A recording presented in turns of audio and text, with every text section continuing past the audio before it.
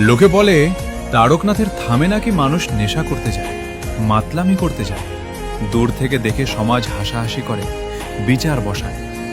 কিন্তু সেই হাজারো ভিড়ের পেছনে লুকিয়ে থাকা আসল গল্প কজন জানতে চায়? বাস্তবটা শুনবে? তবে শুনো, কয়েক বছর আগের কথা।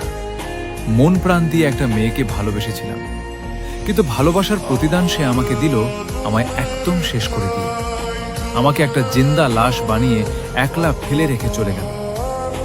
জীবনের মোড়ে মোড়ে এমন মারাত্মক সব আঘাত পেয়েছিলাম যে প্রতিদিন নিঃশ্বাস নেওয়াটাও শাস্তি মনে হতো। দুঃসময় সেই ঘোর অন্ধকারে একটা মানুষও এসে পাশে দাঁড়ায়নি। কেউ এসে কাঁধে হাত রেখে বলেনি, চিন্তা করিস না, আমি তো আছি। চারপাশটা যখন খাঁ খাঁ করছে আর আমি নিজের অস্তিত্ব মিটিয়ে দেওয়ার শেষ দোরগোড়ায় দাঁড়িয়ে, ঠিক তখনই একজন এসে আমার হাতটা শক্ত করে ধরলেন। তিনি আর কেউ নন, আমার বাবা তারকনাথ।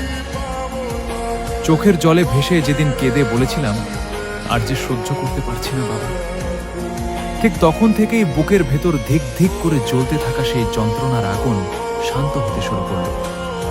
কোনো মানুষ যা পারল না, বাবা তারকনাথ তার অলৌকিক মায়ায় আমাকে আঁকড়ে ধরলেন।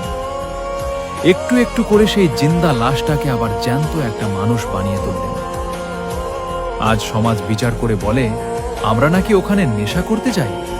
হ্যাঁ, সত্যি, আমি নেশাই করি, তবে সেই নেশা কোনো মদের বোতলে মেলে না।